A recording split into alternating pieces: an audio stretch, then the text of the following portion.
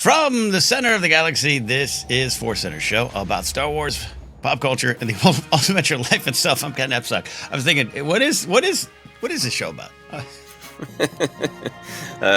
I'm Joseph Scrimshaw, and today the show is about the year 2018. I'm really entertained that we're talking Rogue One and Last Jedi because Gareth Edwards and Mark Hamill both have new projects, and of course, they will be asked forever. Like, Gareth Edwards could become president, and someone would interrupt his inauguration and be like, "What did happen with Rogue One?" Like, it's just the nature of things, but it's fun. We are here to talk Star Wars news, and as you can see, Jennifer Landa is out today. It's summer, and those kids are out of school, and vacations, much-deserved vacations, are happening. So Jennifer will return next week. News indeed. We're going to get into Gareth Edwards and some comments about Rogue One, his relationship with Star Wars now, and hey, Mark Hamill, I don't know if you heard this before, Joseph, he had an idea for Luke Skywalker, and he about what happened to the character, and we're going to dive into all that. The 2025 edition of the conversation. Before we do that, as always, I'd like to remind you that today's podcast is brought to you by Audible. No. It's not brought to you by Audible. I mean, it could be. Go to Audible. What if that's our last words? What if we're just like, we're so used to that copy years from now on our deathbed. My life has been brought to you by Audible. We always say live, we record live to tape, and every once in a while something happens that makes me think maybe we should start over. But I'm gonna roll with this. Because Joseph, I woke up so early this morning. I worked out. I had a little energy B12 pill. I feel great, but maybe I feel too great, and I just feel too much energy. Let's go. Today's podcast is brought to you by our shop on Fourth Wall. Check out our merch store and pick up a t-shirt to help support the show, represent ForceCenter out in the galaxy, and new items have been added, including pint glasses, coffee mugs, and more will be on the way. I swear. You can head over to ForceCenter-shop.fourthwall.com, ForceCenter-shop.fourthwall.com, or if you're watching here on YouTube, and we're happy that you are, check the links in the description down below. We still do have a TeePublic shop. You can check out some of the shirts there, but everything will be eventually moved over to the Fourth Wall shop. We just kind of like the integration they offer there, so pick up some items there. That's our first part. That is the A. That is the A for Fourth Wall. There's an A in Fourth Wall. It's fine. Yes, and we always like to do some asks. We continue to build toward a goal of 430 paid patrons on Patreon. We know it is a hard time and perhaps even getting harder as we speak with horrible votes happening. And we would love to get to 430 paid patrons, though. We're at about 415 right now. When we reach that goal on Patreon, we're going to put out a special episode of Star Wars Ranked using a classic audio episode of Star Wars Ranked, and Jennifer is going to add dazzling new visuals. We don't even know which episode, and maybe we'll even ask for some feedback when we get to that wonderful goal, 430 paid patrons on Patreon. Indeed. Yeah, tough stuff going on in the world right now.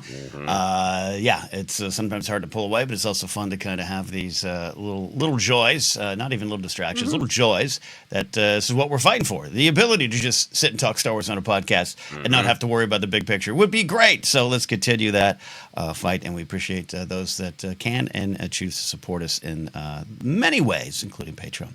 Life Adventure Time, I think I tipped the cards a little bit about what's going on in the world that might affect our lives, but anything else happen, Star Wars related or otherwise, with you, sir? No, this was one of those weeks where, I was like, man, I feel like I've talked about Star Wars a lot, thought about Star Wars a lot, and then I realized, that was pretty much on the Friday live stream. We had such a great live stream where we talked about favorite merch memories, and we had a lot of great conversations with ForceCenter friends about not only hey, this is the time I picked up this merch is the thing that meant the most to me, but also the philosophy of why people collect and when. And it just has been making me look at my my collections and my displays with pride. And ForceCenter, a friend reached out and said they saw an Efont Mon and couldn't restrain themselves. And it's like, good choice. Don't restrain yourself when it comes to Efont Mon, is what I say. So some of my Star Wars adventure was really just ForceCenter.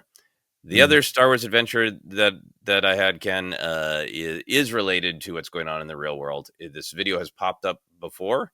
but it popped up again. It seems to pop up like the Force when the Force knows I need to see it.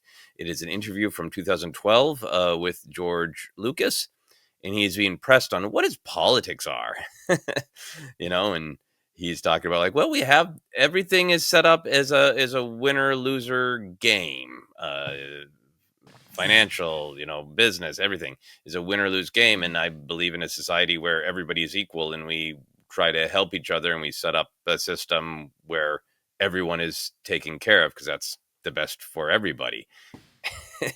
And the interviewer is like, well, what would you call that? Democracy? Socialism? And George Lucas is just like, I'd call it common sense. And I just love it because we have all these debates over the years of, is Star Wars political? How political is it? What does George Lucas really believe? Blah, blah, blah, blah, blah, blah.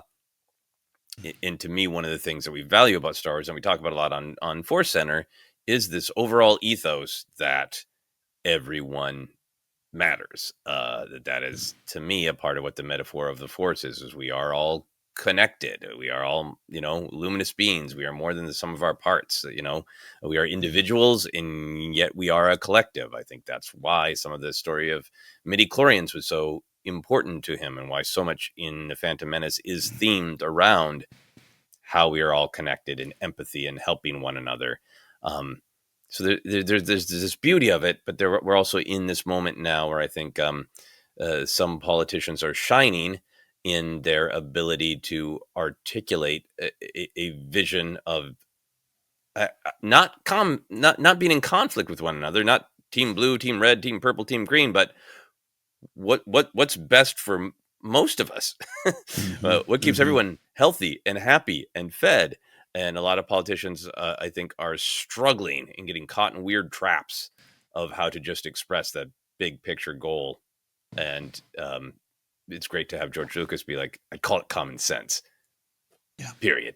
Taking care of one another, empathy. These are good things, and we should build systems that support those good things. Yeah. It's weird to watch, Republic senators in the Rebel Alliance getting a lot of support and galvanizing the people around them with their messages, and have someone else in the Republic or the Imperial turned Rebel Alliance kind of go, well, yeah, but Mothma should have phrased that differently, as opposed to focusing on the monster at the gate that is coming to consume us all. So yeah, I love that interview with George. I've seen that clip, like you said, it pops up every now and then. I love when it gets rediscovered, or I love when it gets reshared, because I know that just I think speaking plainly about those kind of things really works, coming from a family and a family with a history, that I understand those terms, socialism and communism and all that stuff from the other side, from a grandparents that were run out of a country because of a system overtaken by men with and seeking more power. Lenin, Stalin, all that time. And so I understand how those words can become, bigger than they maybe are, or represent something more than just the core of, over any political system or economic system, just the common sense. Help each other, come together. You're a symbiotic circle. It's Kenobi and Boss Nass. That's the conversation we need to be having. Anyways, didn't mean to spit it out to real world words. No, but that was my Star Wars adventure this week. Thinking about that, and thinking about that's part of the reason that Star Wars and discussing it matters to me, is because those ideas are there. Pretty strongly. Yeah, I appreciate it. Appreciate you. Appreciate this podcast that I've said for years has helped me change radically based on just this crazy space fantasy and just talking. Pretty amazing. Yeah. How about yourself? What kind of adventures do you get up to? Busy stuff, working, but I will, I'm in alignment with you on what the Friday live stream did. It was fun to we made a decision, in prepping it. You brought up the thing of, hey, let's just have some fun. We've been diving deep into shows, diving deep in Andor spins wildly and rapidly into the real world. So let's go to merch. We all love merch. And, Friday afternoon, a lot of people working, a lot of people different time zones. Sometimes their numbers are spectacular. Sometimes they're okay. And I remember thinking during the episode, like, oh, this is a little less attended, which isn't anything about you in the audience. Just like, oh, okay, it's not the big buzz Andor. It is not the Acolyte review. Or it's we're talking toys.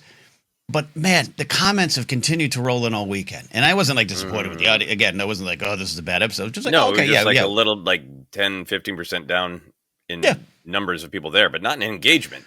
Yeah, not in engagement.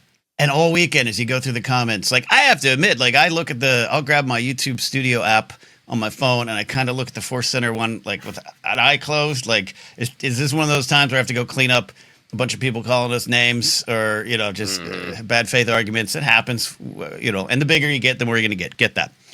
I can live with that. But every time this weekend, it was like, oh my God, I have this memory, and I just want to thank all of you in the audience sharing those memories even after the fact, whether you were in the live audience or even now. Go check out that episode. It's obviously still up on YouTube, or listen to on the podcast feed and let us know. And so like you, it's just like we truly all have those shared experiences, and it's fun. This is one of the big reasons we're here. We're here for the deeply philosophical, poignant, overtly political. We're here for all that.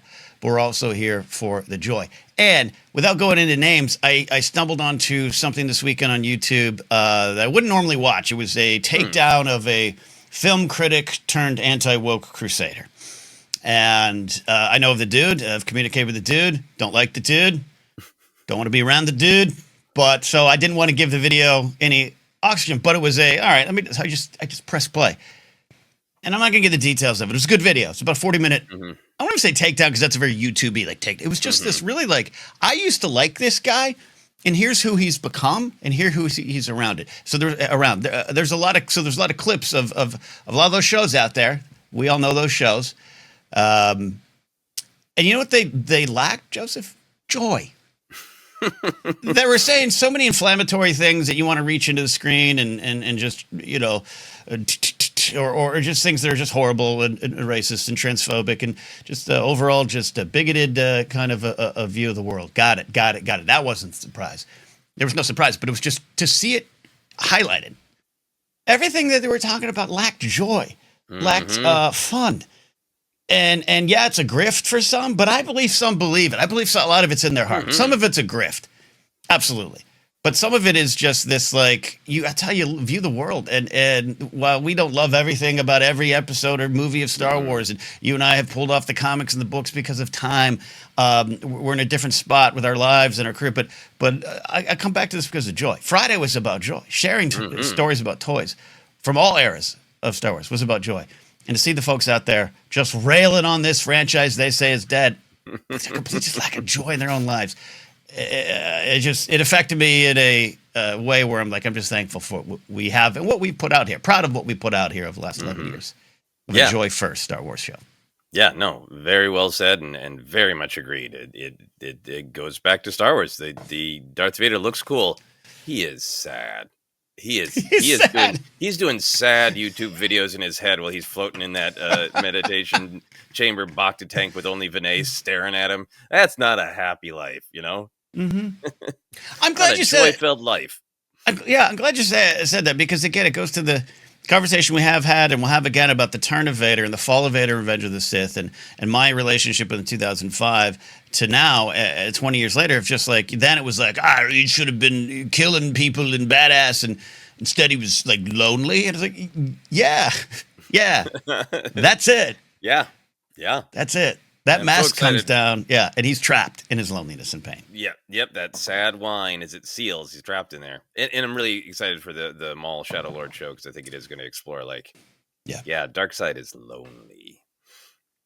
Yeah. So anyway, there was that. I'm also slowly kind of rewatching The Acolyte at my gym right now, and nice. Having a good time doing it. Positive about the show. Love the show, but some things, it just never got to finish the story. We've talked about that. We'll talk about it again, but it's been fun to just watch the episodes again without the pressure of, let me figure out if I like this. Let me figure out if this was right. Or should have been. I'm just watching as a Star Wars fan again, and it's been a lot of fun.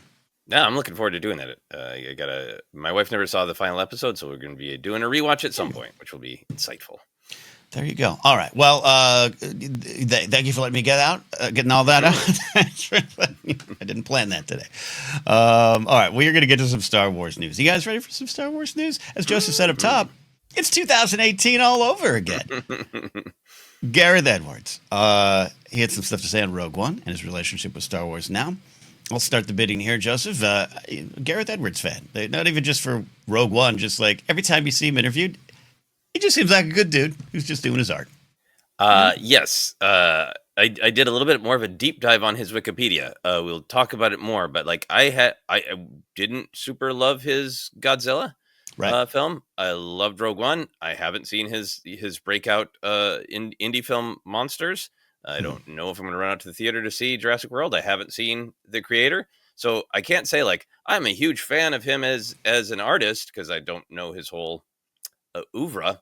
Hmm. But I'm a giant fan of this man as a director who speaks in public. He's Yeah. just like, I'm kind of in awe of how well he handles himself and handles a difficult situation with Rogue One, which we'll talk about more. So yeah. Yeah, indeed. Well, there you go. The bidding has started there on those feelings of Gareth. Gareth Edwards spoke with Business Insider.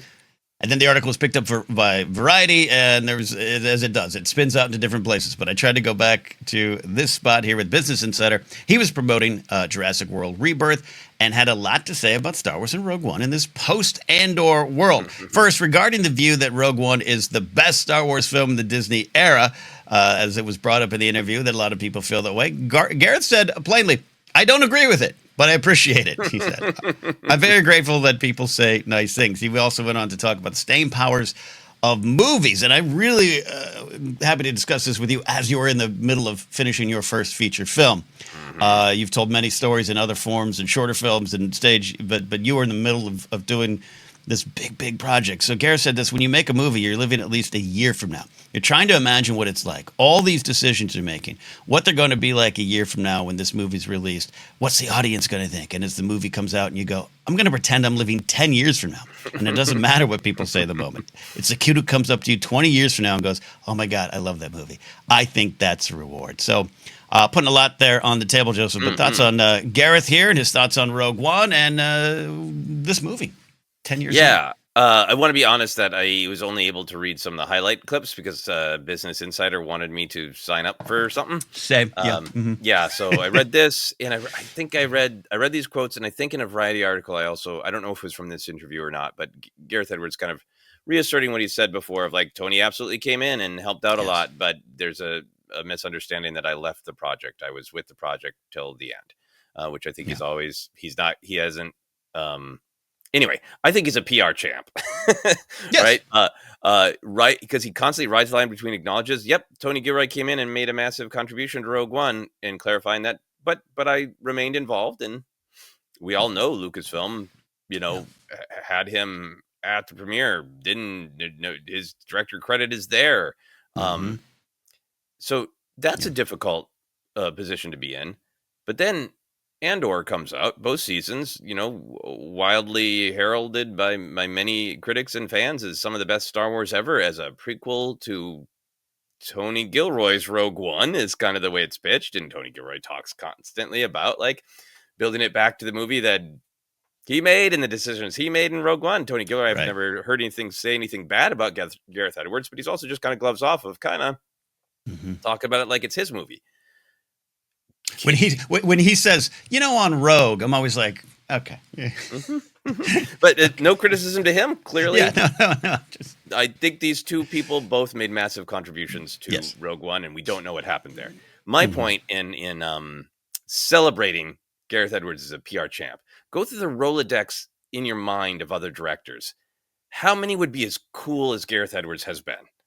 In just saying, I did a lot on Rogue One. I'm very proud of it. I don't deny other people's involvement, and I'm just going to stay positive and grateful. Like, how many directors would have been foaming at the mouth, would have, taken out an ad in an old trade, just shit talking Tony Gilroy, like, Yeah. I really think that level of professionalism, particularly when, no one knows exactly what happened behind the scenes on Rogue One or who did exactly what. And we might not ever for years. But it would be so easy to fall into that trap and be negative or be snarky, particularly when making a film is something so personal that is made so public. I just really want to celebrate him for just always being like such a gentleman about it, and just such a move forward energy. It's really impressive, I think.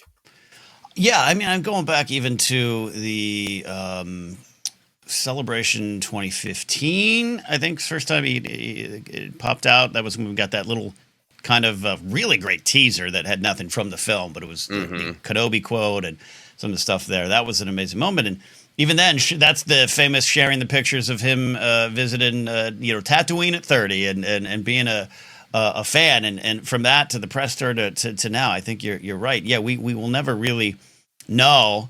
And we've all heard things, and even Gilroy was shedding some light on some people in the cast. Now I want to come back for the reshoots, and there's a lot of that stuff going on. And he got close to Diego, and you start reading these tea leaves. But there's so many NDAs, all those kind of things. I will say this: of all the things I've heard rumored of what happened, they'll remain that rumors. The only thing that are no. Let's clarify it. Are Gary Whitta, some of the folks actually stepping up and saying no. Gareth was. He was on set that day. And Vader Hallway said he was there. Like so that makes me even feel just more confident in what Gareth is saying is true about his contributions and his feelings for the film. So fascinating. Yeah, I'm with you on that. PR man, through and through. Yeah. I would love to know what he thinks is the best Star Wars film of the modern era. That is a great quote for for everybody to feed on in terms of accepting the compliment on Rogue One, going, but I don't agree that's the best of the modern era. Do you have a take on what he thinks the best film of the modern era is? I was trying to run through it. I like in my heart, I want him to blurt out Solo because I just love that film. But to me, it's got to be Last Jedi because he's in it, And then Ryan's in Rogue One, so I figure there's a little bit of a handshake exchange on the love there. Yeah, and just the smoothness of Last Jedi, and I don't know that Last Jedi is my favorite to watch all the time. Same. We'll talk about Last Jedi because Mark Hamill did, but I do think, in my personal opinion, totally an opinion, I think it is the best made of the films, just from writing to performances to directing to I enjoy Rise of Skywalker more in some ways, but I think Last Jedi is the best made of the films, and Solo too, honestly. Anyway, I didn't read the actual article, but I wonder if the Business Insider person pressed him on like, well, what is? And he said, I couldn't find it. Yeah, I couldn't find it. Yeah. And I love that quote about the nature of making a film.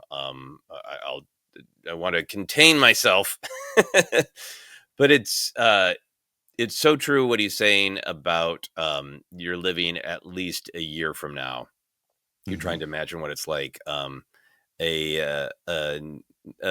friend of a friend introduced me to another filmmaker who is working on a short and was, had a lot of experience directing in theater, knows how to talk to actors, all that kind of thing. Was kind of asking about directing a movie.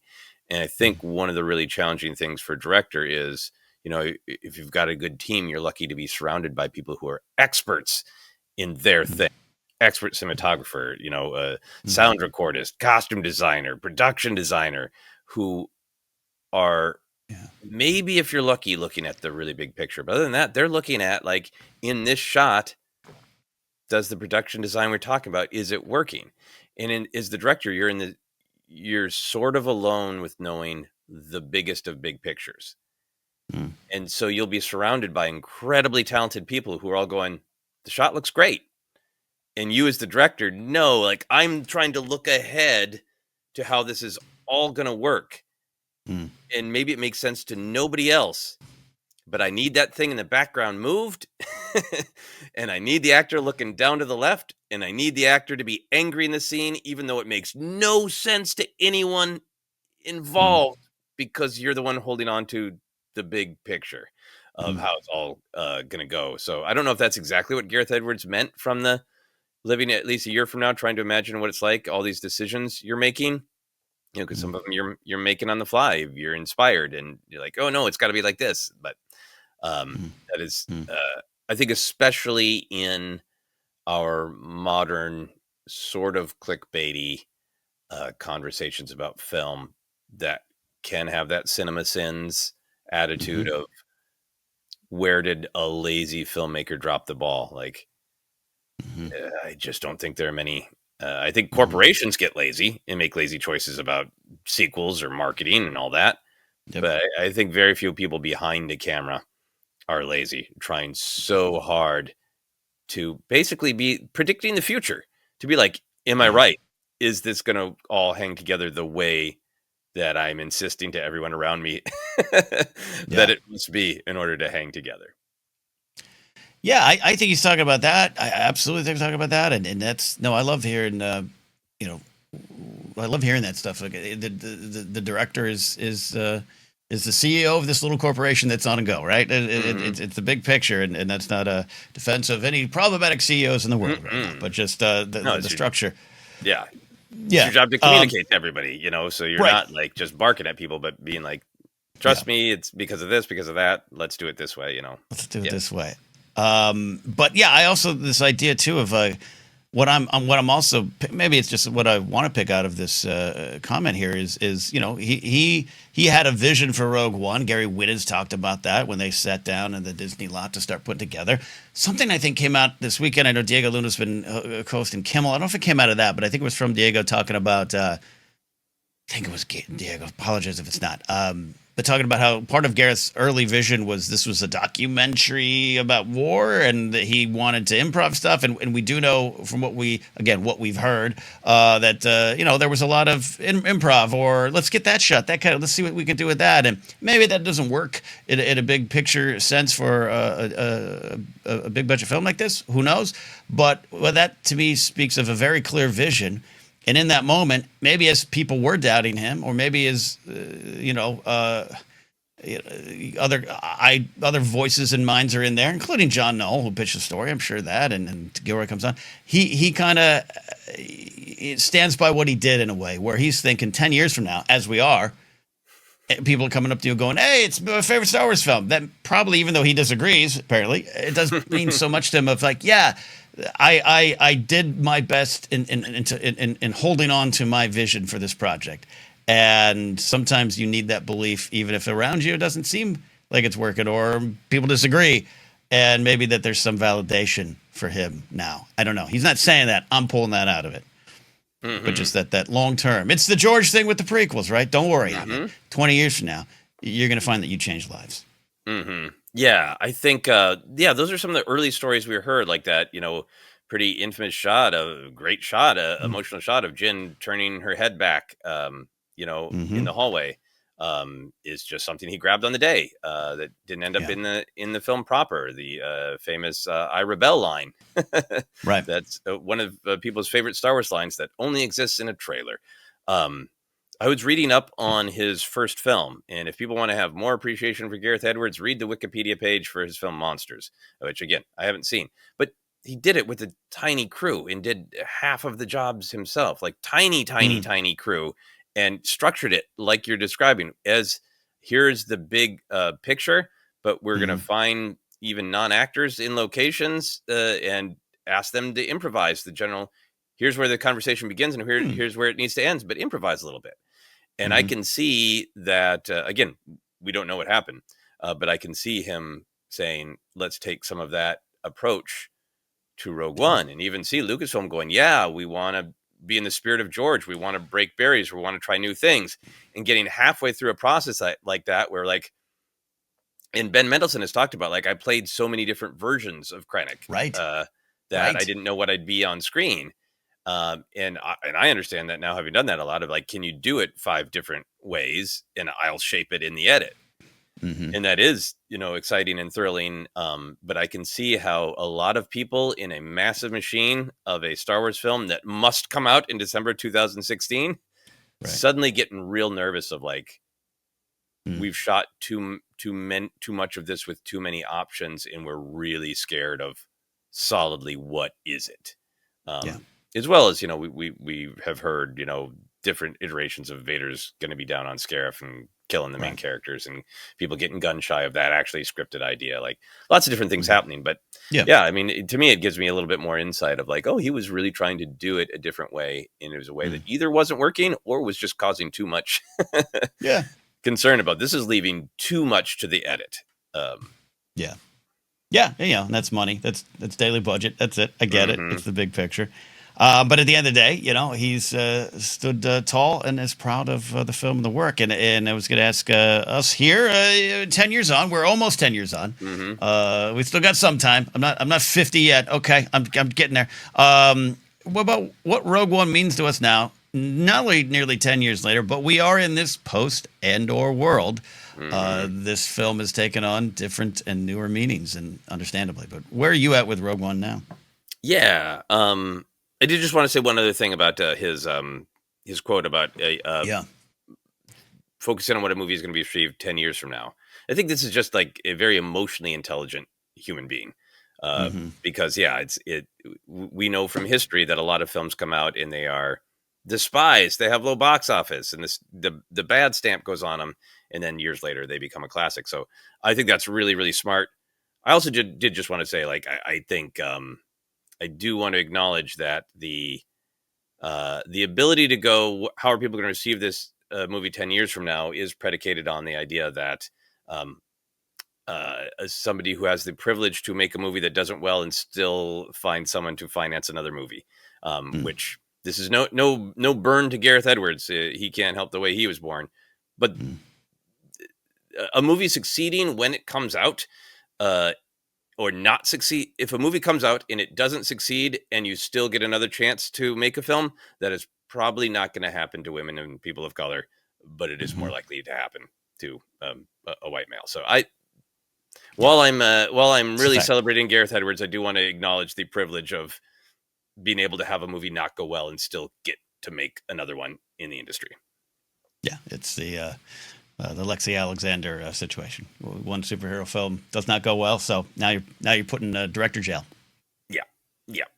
So anyway, just as a side note, so back to your main question about what Rogue One means to us. I think it's 10 years out. It's fascinating that it was so timely when it came out, and now very sadly feels timeless, particularly connected to Andor and the truth that an attempt to impose fascism on societies is going to happen again and again, and it is our kind of responsibility, our arduous responsibility, to always look up and see whose flag is flying and care. And I think in some ways that to me is the legacy of Rogue One. It's trying to break down, like, why do Star Wars fans like it so much? Why is it, as I like to call it, the safest Star Wars film to talk about at a party? Because maybe somebody will go like, I don't love it as much as everybody else, but nobody's ever furious about Rogue One. And someone is always furious about every other Star Wars film. Rogue One is the one that's like, it's either love or mild disinterest. Like, it's never just knives out fury. Like, why? True. Why is that? And I think there's something about it that it's character driven. The action is really great and really different, and it's tied to the meaning of the film. I do think a big part of it is that the humor in Rogue One is almost all wry wit and not any sort of broad humor. We don't have any Eopie farts or 3PO slapstick. It is all very. It's almost all just K2SO making jokes and one or two cheered in my bits. Exactly.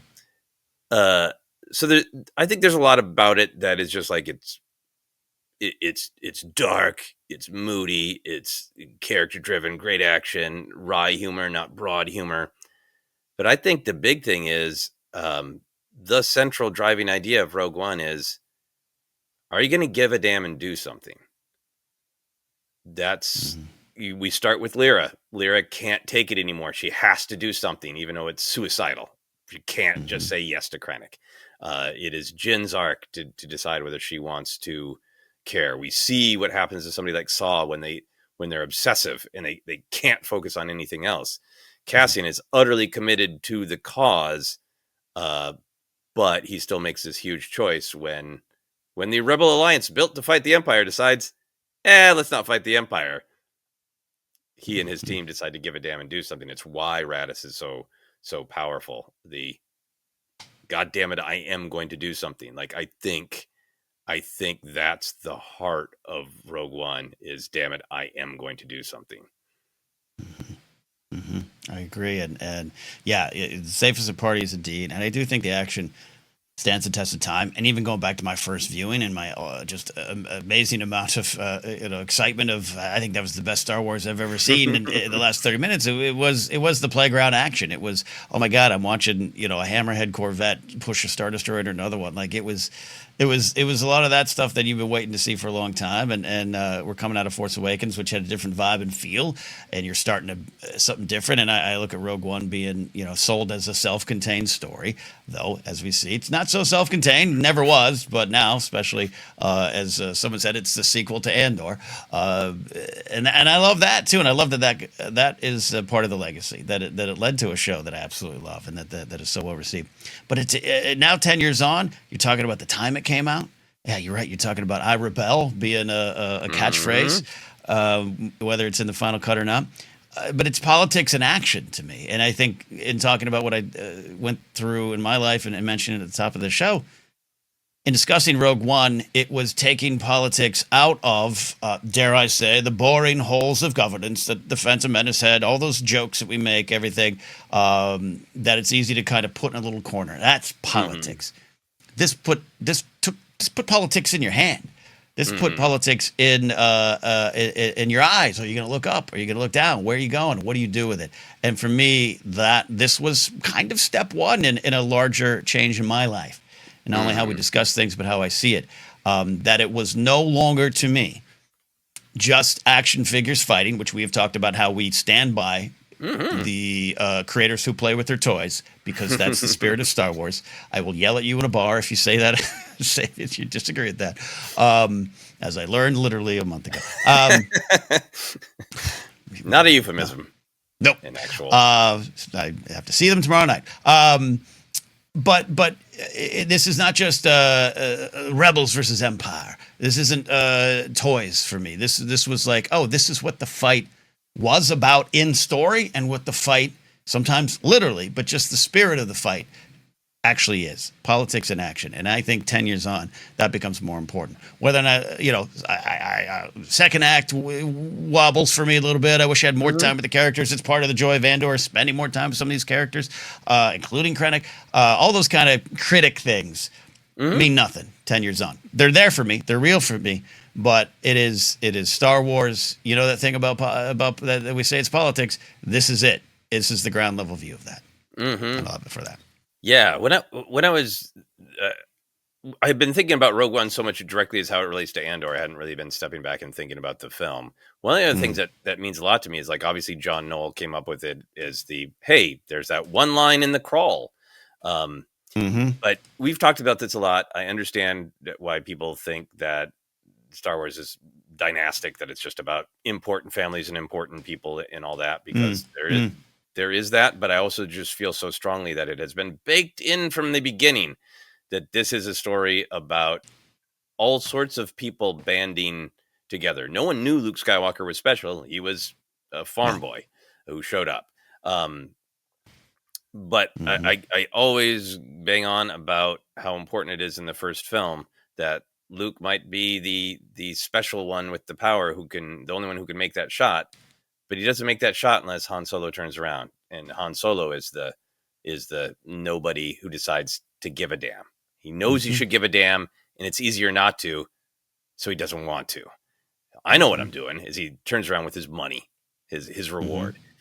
So thinking more about Rogue One, it almost feels like, yes, it is literally based on the sentence in the crawl about rebels striking from a hidden base, but like for what Star Wars means, it's almost like, let's make a whole film of Han Solo's decision to turn around and help Luke at the Death Star, of the people who don't have to give a damn, who choose to give a damn, because what's going to happen if they look away? Absolutely. Yeah, coming the original trilogy, all Phantom Menace, Attack of the Clones, Revenge of the Sith, all the stuff that it is politics and action too, but it was never sold that way to us as a generation, right? And it was there for us. George would have probably said, it is about common sense, this is about politics. but Rogue One was marketed like that in a way for me, and I connected with on that. And I think you're right. It is pulling the emotional cannons we talk about here all the time. All the time. Hey, final thought of this Gareth little conversation here. Gareth also said that he is happy continuing to make movies outside of Star Wars, saying, quote, "I'm very happy to move on and do my thing." I just had a general question of our reaction to that. And do we believe in in-house redemption? Could he come back? Or, Star Wars continues to grow. Obviously, more minds and more perspectives are valuable in the process. But what's your thoughts on Gareth and his relationship now? It makes perfect sense to me. Like, whatever happened, and again, we don't know what happened. It didn't entirely work out, and he started his career with that Monsters film, which is an indie film. He was the director of photography. He did all of the visual effects himself in his bedroom. And so I think he's got a real indie spirit to him. And I think he's got a real love of monster movies. His first movie is called Monsters, and then he went on to make a Godzilla kaiju movie, and the film he's directing now is Jurassic Park. So I wonder if there is like there are some ups and downs with Lucasfilm, whatever happened there, but also just like, I'm an indie guy who likes monster movies, and maybe I could make one of those within the Star Wars machinery, but I'd rather not. I'd rather be able to do my own thing. Or clearly we'll see how his Jurassic Park film does, but maybe there was a better match for the style of film that he makes and the way he makes it.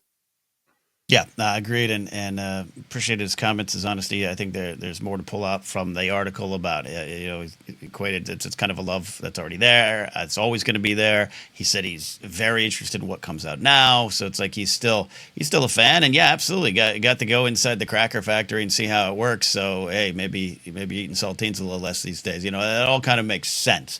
I think the best part for me too, again, how he handled it. But also, just sometimes a beloved movie like Rogue One, like you said, safest at a party, a comment like this. And hey, we're going to talk about in our next story comments that get taken and used in other ways that maybe they're not intended or are. This isn't Gareth got chewed out and spat out of that horrible studio, Lord and Miller, all these names, Trevorrow. He's just saying, I got to do it. And that's all I need. And I still like what's coming out, and I'm still a fan. So I think, again, like you said up top, good PR and just a good, honest answer. And that's what I want. Now, I always say, with streaming changing, we don't have that as much. But, like, I've always been interested in the idea of if you have a show like Mandalorian and you have a lot of different directors coming in, a Gareth Edwards coming in to direct an episode of something. Orion coming in. Hell, that guy in flannel. Want to get on the horse one last time, direct 30 minutes of Mandalorian. Like, I would love to see that, but I'm happy with what they do, bringing in other names and voices. Yeah, me too. Well, there you go. That's our retrospective look on the current day comments on Gareth Edwards and Rogue One. We're not done. All right. Plainly, this is a story that comes up a lot. But it was making the rounds this week, and so we do want to talk about it. But Mark Hamill is not playing Luke Skywalker anymore, as he said, but he's certainly still talking about it. Pulling from a couple different articles covering his appearance on a podcast called Bullseye with, I believe, Jesse Thorne. Some of his comments about Star Wars, understandably, became news again. Mark had a lot to say about The Last Jedi, Rian Johnson, or rather Mark's rather public thoughts on the movie in 2017 and into 2018 and beyond. He had this to say, I'd love to clear this up.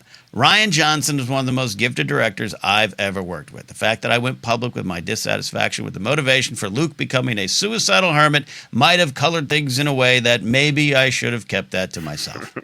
But I kept saying to Ryan, this would just make Luke double down even more. And he said, well, your class at the Jedi Academy was wiped out. And then I said, Ryan, I saw entire planets wiped out. If anything, Luke doubles down and hardens resolve in the face of adversity. So that's all. He has much more to say. That led into the conversation that I think got more of the press, which is his ideas for Luke. So we'll get to that in a second. But we'll press the pause button, Joseph. Thoughts on Mr. Mark Hamill's words here? I love Mark Hamill, and I think he is just man. I think he just always. I think he can't help himself but speak with honesty. I think yes, because I feel like he's had quotes like this before, where he says, "Oh man, maybe I shouldn't have brought that up." And Ryan's amazing, and the film's amazing. He's got that great comment of like, "Yeah, if Luke was just perfect and had no problems, and he was just the Yoda to Rey, and she was the only one who had problems, then it would have been like." We've done this before, and but then he always brings up his critiques again. And he's just like, he's, he had, I think Mike Flanagan had put out the skeet, thanking him and Tom Hiddleston, Mark Hamill and Tom Hiddleston, to be like, they are the advertising for Life of Chuck. They just went out and did 1 million interviews, and Mark Hamill is doing 1 million interviews, and that's why we're getting these quotes. And he's just like one of the greatest interviewers or guests, because he talks to everybody like his buddy that he's sitting next to at the bar. And I think for me, that's the way I always take all of his quotes. Like, obviously he can keep secrets and NDAs. He's an old pro at that. But anytime you ask him something, it's just like, it's not a measured PR answer. He's just a gift in that he is extremely honest. And I think I got no problem with that. I think that's great. It's wonderful to have somebody as famous and beloved of him, who's just like, you put a quarter in that jukebox and it's gonna play vibe. And we'll get into it more. I think where it gets complicated is where, this is one person's thought, and an important person because he's the actor. But then it gets complicated when it gets run with agendas. That's my starting point. It's like, friendly guy at a bar vibe always. Amazing. In almost every interview answer. Yeah, no, I like where your big theme behind that is this truth and honesty. And there's been a couple times, especially when we were all still hanging out on the old Twitter site there. Mark occasionally would step into the mashed potatoes a little bit. Not talking about Star Wars. I'm not talking about political stances. I'm just like, he'd like something or retweet it, and maybe he didn't fully vet it. Like, a lot of it just comes from him having a gut, honest reaction to the situation, and he always bends towards empathy and compassion and the big themes of Star Wars are present in his life. But I think at the end of the day, just absolutely remain in awe of him being true to himself and those around him, and I think that's part of this too. I appreciate this. I appreciate the clarification. There's I don't necessarily want him to start talking about it. Sometimes I wish there was even more of a complete discussion about it, because it's the same thing. That's why we're joking about this is like an old story. But I've heard this exact thing before, almost word for word. I maybe shouldn't have said that. I apologize. But you know what? I did disagree philosophically. And I think that's fine. And we'll talk here about, what do we feel his words did to the space, not the space, but the movie space and the movie itself in 2018, coming out of its release in late 2017. But I still appreciate him saying even this stuff, I just wish you could have even more, a more robust conversation about the process. And how he got to his, I executed the vision, because that comes out too, but I executed the vision, but also, it didn't bother me as much, when I got there.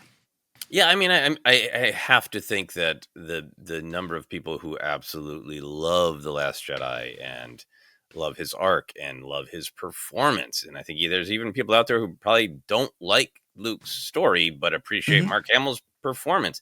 I have to Totally. think that he hears those accolades. I also just like the actor character divide is always weird, particularly when there's a writer and a director in there, and as an actor, you're being asked to follow your instincts, but then sometimes that's not. Some of your instincts aren't the character's instincts, and I have had those moments where I've had an actor go, "I wouldn't do that," and it's been really awkward to be like, "Well, but your character would," and Mm-hmm. I Mm-hmm. want you to pull on your instincts, and I want you to tell me what makes sense to you and feels right, but then also, you know, we're telling a story with a different character, and that was a hard conversation with Ryan Johnson. Mm-hmm.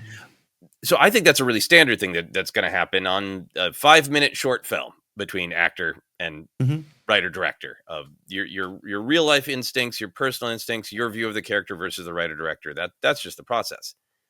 I don't Mm-hmm. think there are that many people alive on planet Earth who are in Mark Hamill's shoes, Right. who are the embodiment of one of the most famous fictional characters ever. Mm-hmm. And I try to put myself in Mark Hamill's shoes of having decades of people telling him, Luke Skywalker is my hero. I got through this because of Luke Skywalker. I got, when I lost my hand or other limb, it was okay because of you. I can see after decades and decades of that. I have no idea if this is true at all. I'm just trying to put myself in his headspace. After decades of people saying, you are my hero and you got me through hell, that there would be a strong desire to just be, can Luke Skywalker be a steadfast character? Can he be the Mm-hmm. always hero no matter what? Because that's what he means to people. And in Mm-hmm. a fear of letting down all those people who came up to you. I have no idea, again, what I haven't had a chance to interview. So I don't know if that's a part of it, but imagining it, like just imagine how difficult that would be to have I, lived your life as the emblem of somebody who got other people through hell, and then to go back and portray that character failing. but this is, yeah, other than 5 seconds on a phone or interview in the schmoes days, I haven't interviewed him. You haven't a chance to interview him. But this is the kind of conversation I would love to get his reaction to, because I absolutely got to think there's some truth to that. And it's not, you're not talking about praise and he's like, oh, but it's like real conversations. I'm sure he's had those real conversations with fans in a shortened amount of time at a convention or whatever it is, but them saying, hey, this is what you mean to me. And then you show up in 2013 or 14, and you're on a hill with a depressed beard, and and you're reading the narrations at the script read, and yeah, there might be a what's going on here, and you and I've talked, as much as I really stand by what JJ did in Seven, in Mm-hmm. terms of setting up this character. You and I are on the record of loving, for the most part, not speaking for you, Mm-hmm. but loving what they decided to do in Eight, and but I totally think that's valuable or viable. That could be part of the reasons of what he's thinking or what he was reacting to. But I do think I think he's 100% right that it colored the reception, but I don't blame anyone for this, but let's not forget that documentary, The Director and the Jedi, which is fascinating, which I Mm-hmm. wish had more of this back and forth. I wish they I wish they had recorded those conversations with him telling Ryan and Rom that this is not what I want or this is not what it should be. But I think I think they leaned into that in a way. I'm not accusing anyone of the Lucasfilm marketing team of making that conscious choice, but am I wrong in thinking because of this, there was a little bit of that vibe? Now, he was just speaking as Mark does. It wasn't like StarWars.com put out, Mark Hamill doesn't like this, go see the movie. But the documentary had that. It was very Director and the Jedi. It's called Director and the Jedi. I haven't watched it in a while, but one of the scenes that Yeah. hit me the most is that scene on the Octo set where Mark Hamill is sitting kind of off on his own. Certainly, Yeah. maybe he was just tired. Maybe he's just Yeah. having a sugar rush crash from the craft services table. But he's looking a little dour. Like Mm-hmm. this is hard, that he's scared about this portrayal, and it's hard on him. and Ryan Johnson comes in and tells him that they've decided on the name of the film, and like The Last Jedi. It's like, that's you, buddy. Yeah. And there's a moment of like connection between like, yeah, I don't know. There, to me, it did feel like they leaned into, this is a journey for Ryan Johnson, but it's also a huge journey for Mark Hamill. And, Yeah. Where did they align? And it's fascinating. It's fascinating. But yeah. I know we're kind of going all around the map here, but I do want to go to 2018 and as things were changing rapidly in the movie chat space. The difference between early 2018 and early 2017, or even December of 2017, was very, very, very, very noticeably different. The tone and tenor had changed dramatically for a lot of reasons, but his takes on this stuff kind of upset me early on. Even though I think he said it even in the press. I think he was saying this stuff in the press tour. He was saying this stuff. And then it was always about, we'll talk about his ideas, but it was always about, we had heard from some people who obviously very close to him say, oh yeah, no, he was fine with it all. He just wanted some of his ideas taken. The infamous, he wanted on Octo to be project as a 50-foot giant like Animal in the Muppet movie. And Ryan told him no, like, yeah, that was kind of it. But I had some resentment, not to him, but just the whole process of just, I don't want anyone to stay in line, because I love what you said up top about the truth and the honesty of it. But by that time, this was one of the first times that it felt like he had broken ranks, and people just grabbed onto that like a bludgeon to just use as they want against anyone in this movie. And that was always something I struggled with. So I wish this was more clear then, though I think it was, but I wish it was more clear discussed then. Well, and the way it gets spun, it kind of doesn't matter how much clarity he gives, because back then he gave the quotes of like, I'm really happy with the way it turned out, but at the beginning I told him I fundamentally disagreed, and then you see the clips that were just I fundamentally disagree, and we always really try to be focused on your subjective opinion is correct. If you don't like The Last Jedi, if you don't like the Luke choices, for your opinion, that's correct. If it's truly a Star Wars opinion, great, not speaking to you. But like, even in that Director and Jedi documentary, they're talking about how Russian trolls, an active misinformation, disinformation attack on our nation, was looking through social media going, where can we create divides? Where is there already a little bit of a schism, and how can we make it worse? And even before Last Jedi came out, that was one of the things that an hostile attack on our sovereign nation. That sowing discord about this space movie was a part of it. So I think there are grifters who were on top of YouTube is going to monetize anger. I think they're, actual adversarial foreign nations who want to sow discord. And then, of course, there are plenty of people out there who just didn't like the choice. I have a friend from back in my Minneapolis theater days who posted that weekend on social media that he walked out of the film enraged at the treatment of Luke Skywalker. Right. So I'm not saying that people disliking it isn't real. It is. And it's your opinion. Yeah. But there was also a lot of motivations to make this discussion of art and how did you receive it and what are your opinions into a high stakes game, and everybody in the space, I think, leaned into not art as discussing art as a competition rather than a movie fight. A movie which fight. I produced many episodes that helped ruin the space. Well, yes, we've talked about it a lot. Movie fights. Yeah. The idea of a movie fight was fun when I was young, because it was like silly. Like, okay, what really matters is taxes and healthcare. But let's fight about the Ewoks. Ha, ha, ha, ha. Isn't it funny? And then somewhere along the line, I was like, we're fighting about Ewoks and nobody's laughing. They're taking it deadly serious. Yes.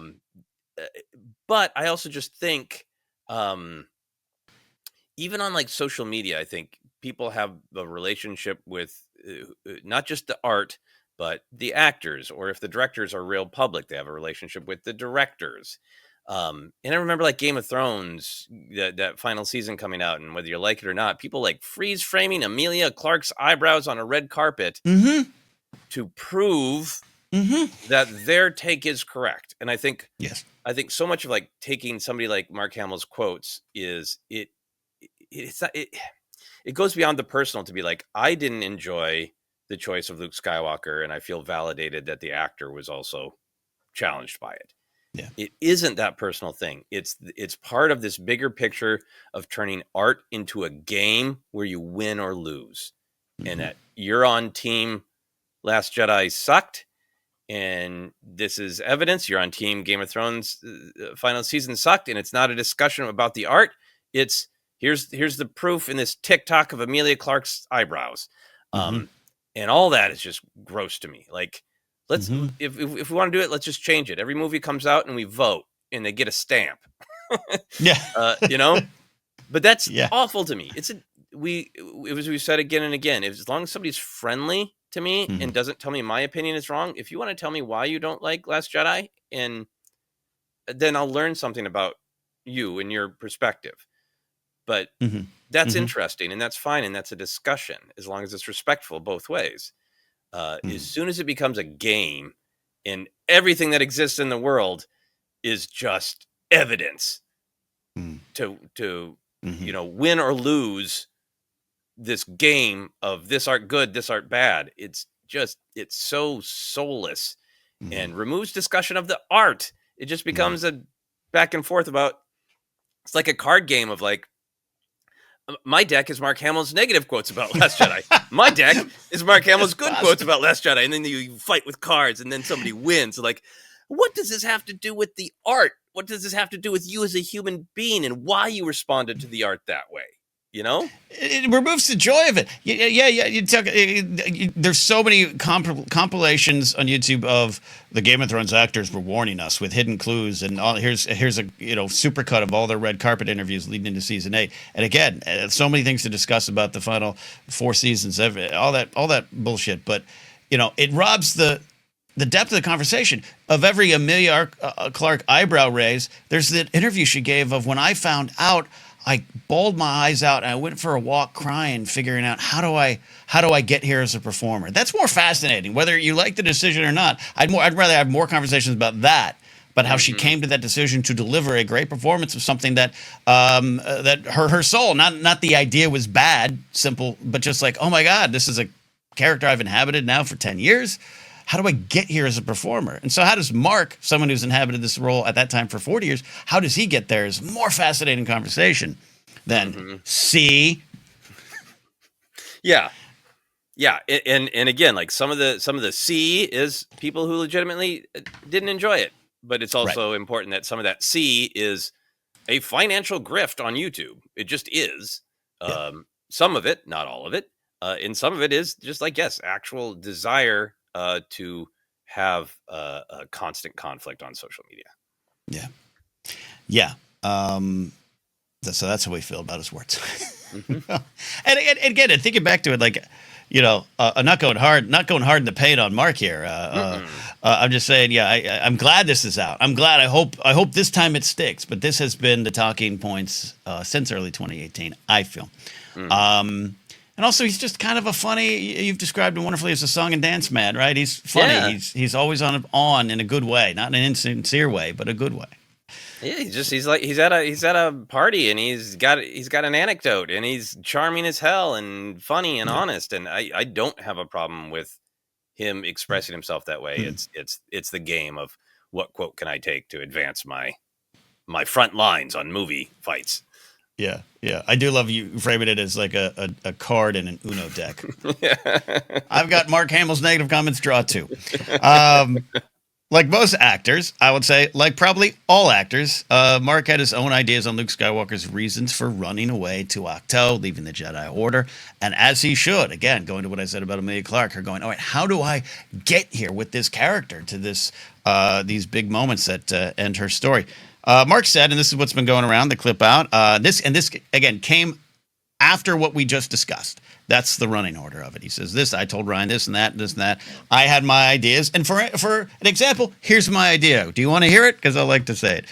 Mark said, I thought what could make someone give up devotion to what is basically a religious entity? To give up being a Jedi. Well, the love of a woman. So he falls in love with a woman. He gives up being a Jedi. They have a child together. At some point, the child, as a toddler, picks up an unintended lightsaber, pushes a button, and is killed instantly. He tells the story with much panache. The wife is so full of grief, she kills herself. So we know Mark loves his idea for Luke going back to the original trilogy. There's clips of him getting that outfit on, the all-black outfit, and going, man, I thought he'd be sleeveless and all buff with, like, claws for earrings. Mark obviously has ideas about Luke Skywalker, as any actor would. And as I said, it makes sense to form his own backstory. And Ryan kind of, the part of the article too was like, I'm paraphrasing here, but I kind of pitched that to Mark or to Ryan, and Ryan's like, yeah, whatever you need, that works for you. Get there, just get there. So, anyways, on a base level, all right, what do we think about this idea? Well, I think it's really great that Ryan took this idea and included it in that shot of the Porg that almost ignites the lightsaber into its own eye. I think that's creative synergy, I think. Yes. Yeah, no, I mean, I think I had one conversation making my film of like really is a hard emotional moment and really talking through with an actor of like the why of it for the character's backstory, and the actor being like, doesn't quite make sense to me. And I was like, well, just get there. And the actor did, and it is about what that moment is on film. So it makes perfect sense to me. And in a way, I mean, I'm not in love with Mark's idea. No. Put it that way. I think it's horrendous. It's absolutely horrendous. It's a first draft pitch. But I think what struck me about it is if that's what happened and Rian Johnson said, do what you needed to get there, that makes sense because the emotion of it is the exact same as what happens in the film, I think. Luke Skywalker has a duty of care to a child figure. He's an adult, Ben Solo at that time. He's not an infant, but he has a duty of care to a young person, and he failed that young person, right? And the failing of that young person hurt everything he loved. So as wild as Mark Hamill's idea is, emotionally, to me, it's like, yeah, you failed a child and lost everything you love because of it. Yep, that's what we need. Yeah, I think that's a great core, and it gets there. And yeah, and by the way, on the set, you and I, I was like, my character, we eat Twizzlers. You're like, I can afford red vines. Eat the red vines. I absolutely think it's horrendous in the sense of maybe it's hard to look back, but I just, for my money, love what they did again in Force Awakens to have him vanish and run away. I'm glad he wasn't kidnapped and held captive by Darth Plagueis Jr. or something like that. That it was of his own doing, but it's about, for me, what one of the big questions Last Jedi is talking about is, what does it mean to be a hero, and do we need heroes? And that's the big question. We know where the third act ends up. I will not be the last of the Jedi. Yes, we do need heroes, but we need to fight approach the battle in our way. It is not a tossing out of the Jedi Order. It is a tossing out of a failed institution that moved away from its core tenets. All those kind of conversation pieces. But for me, this idea would push it off of what Ryan was trying to accomplish. Again, whether you agree with it or not, I understand some folks like, well, he was supposed to break the cycle. Okay. He wouldn't, as even Mark's saying, he didn't have that reaction after Alderaan. All right, he was also 19. This is about the weight of your legacy. That's so much of what 7, 8, and 9 for sure. But because it's about how did they all do it? Lando, we had each other. But it's about the weight of the past just as much as the old generation is new. And so I'm just more fascinated with that. You could talk even more eloquently on, I'm sure, but like this just makes it small for me. It makes it small for me. Tragic, horrible. Try not to laugh at the unintended "It's Always Sunny in Philadelphia" comedy angle of the lightsaber going to the eyeball of his kid here. Maybe too many people have sent Mark Hamill that meme of that outtake from New Hope where he was looking down the barrel of the lightsaber and making the joke. There's a meme of him igniting through his eyes, and I feel like I've seen Mark Hamill tweet and skeet like, "Okay, I get it. It wasn't ever shot for the film. It's a set photo where I was looking at the prop. Stop making fun of me." He's like, "Well, what if that happened in real life?" And his wife's yelling, he was just like you. You did this." Yeah. The idea isn't for me, but I feel like what is there really does work for me for the most part. There are you got a question here about tweaks that we would make. But yeah, I think it is important that Luke's tragedy is not just about his own personal choices and his own personal losses, but what if I was wrong about this institution that I devoted my life to learning about and rebuilding? What if I was wrong about that too? What if you can't break the cycle? And I think, The Rise of Skywalker puts it so well. Luke's line, confronting fear is the destiny of a Jedi. And I think as much as Star Wars is, it may be for 12-year-olds, and George Lucas likes that quote, this was George Lucas's idea to turn him into a Colonel Kurtz-like hermit, not a happy character. Colonel Kurtz.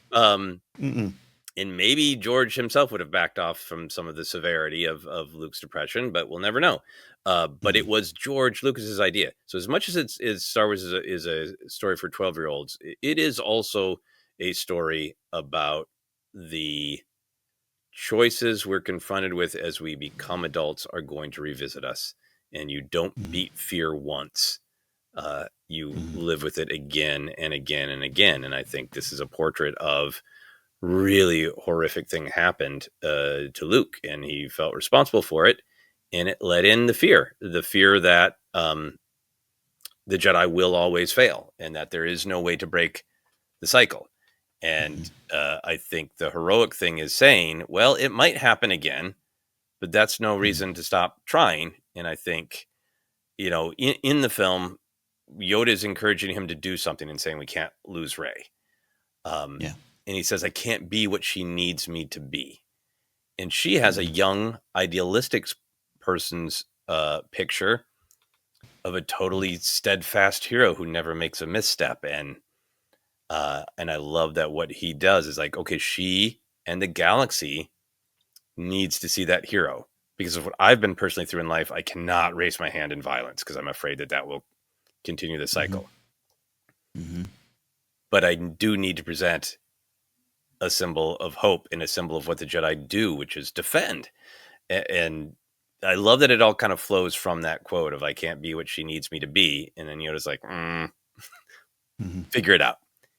And he manages to be true to himself while being what Rey and the galaxy need, a picture of a hero who doesn't give in to fear and uses knowledge and defense and sacrifice to save lives and inspire hope. Yeah, no, well said. And one thing I really love about it, even now more than then, is just kind of as it's increasingly more valuable to analyze actual history and not just the myths we tell ourselves about our own real world history. Was once again going on my middle-aged man watches depressing docs 5 times. I highly recommend Lincoln's Dilemma on Apple TV, which is a 4-part doc that has the central question of who was Abraham Lincoln.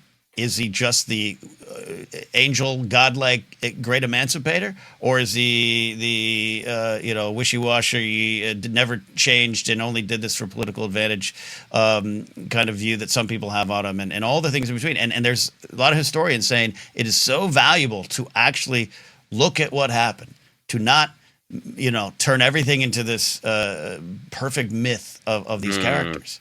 And I find that more valuable in my real world conversations about what's going on in the world, to know that Frederick Douglass only met him 3 times. They weren't as close friends, like when one died, the other's in heaven waiting for him, like those dumb memes that get shared every.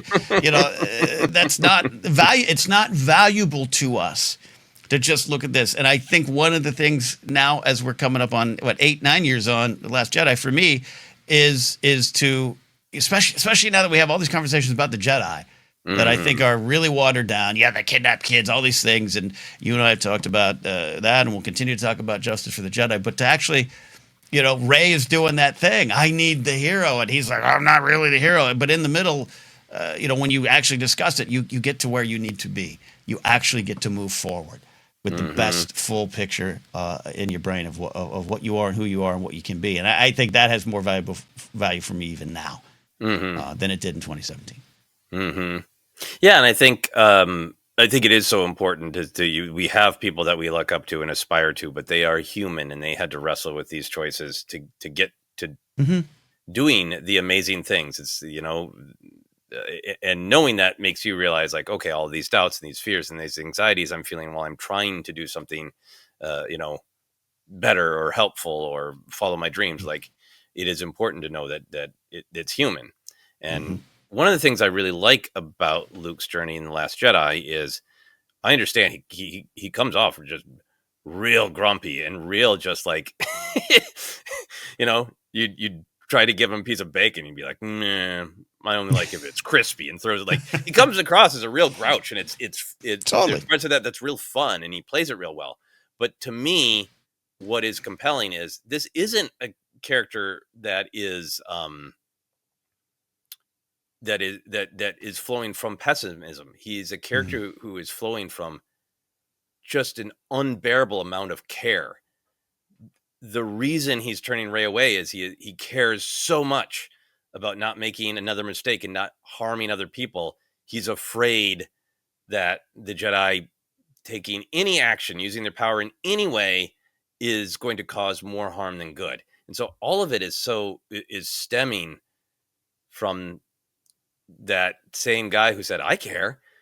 It's just, he cares so much and he is afraid of hurting people. And when that's to me where he gets back to, he confronts his fear and he gets past it and makes a great stand at the end because he cares, and he cares throughout. And one of the less discussed parts of Last Jedi, like, a truly dark, pessimistic character would have burned the Jedi library a long time ago and urinated on the ashes.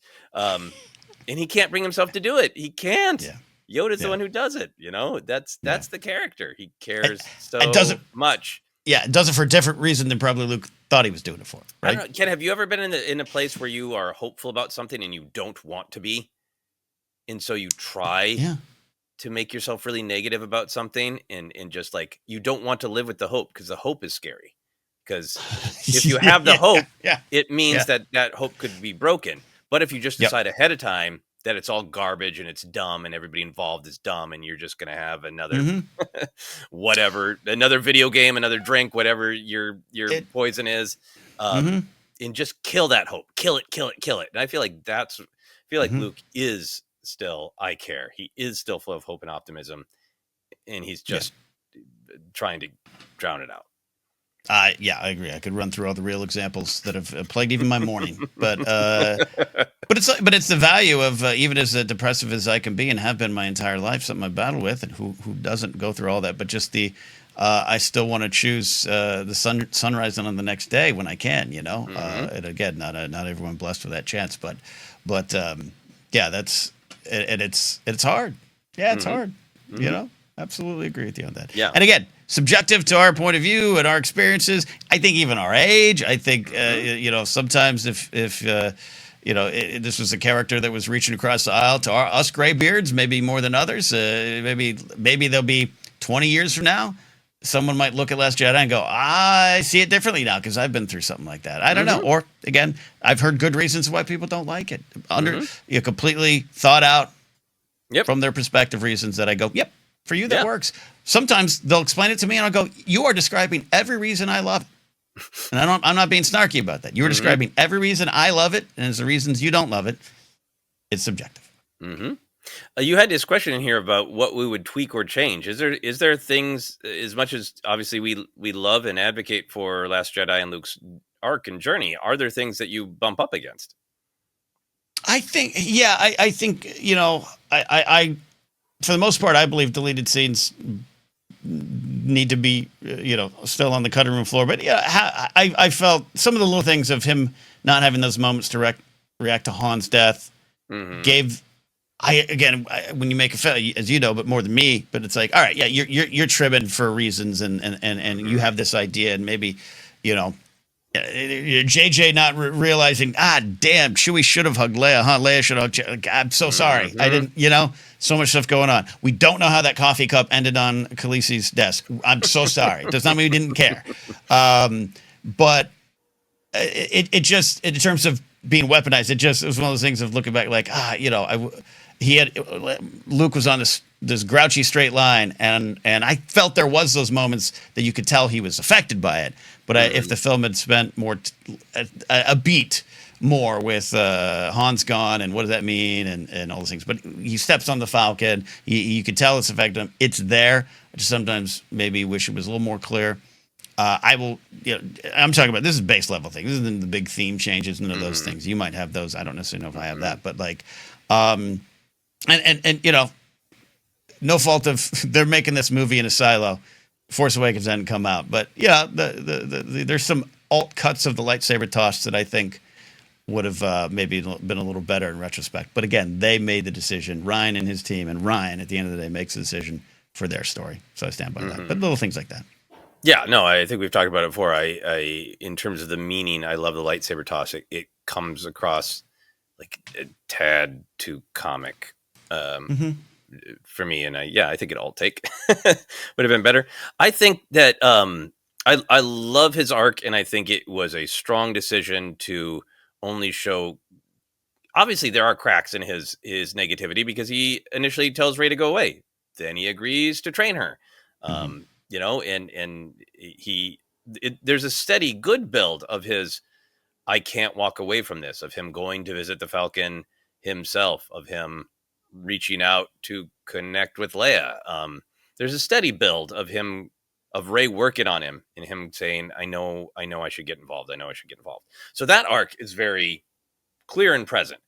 I Mm-hmm. do think that on a functional level, he spends a lot of the film dour, and I think a Mm-hmm. beat of him trying to take action or letting in a little bit more hope and then having to douse it, um, might have might have been good tonally. Like I really like in the novelization Mm-hmm. where he decides like, no, Rey is right, we got to go help, and he's going to Rey to tell her that she was right when he sees her communing with Kylo. And I Yep. think that just would have given it a little bit more of an emotional roller coaster, and maybe let some viewers into a little bit more of like he's not just a suicidal hermit. He's having this battle. He was having it before she got here. Uh, he dressed up to burn the library, and he couldn't Mm-hmm. do it.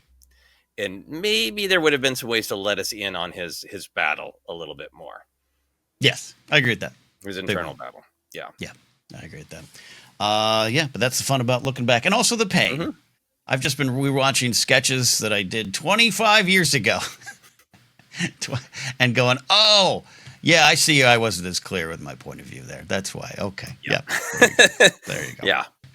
All right. Any final thoughts here on this discussion that maybe we'll have again in 3 years?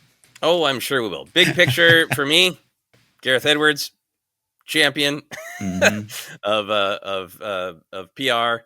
Mark Hamill, a fun guy to talk to at the bar, and I hope he doesn't ever stop. And Yeah, I think The Last Jedi is an extremely well-made film about a man who cares very much. There's there my you go. closing thoughts.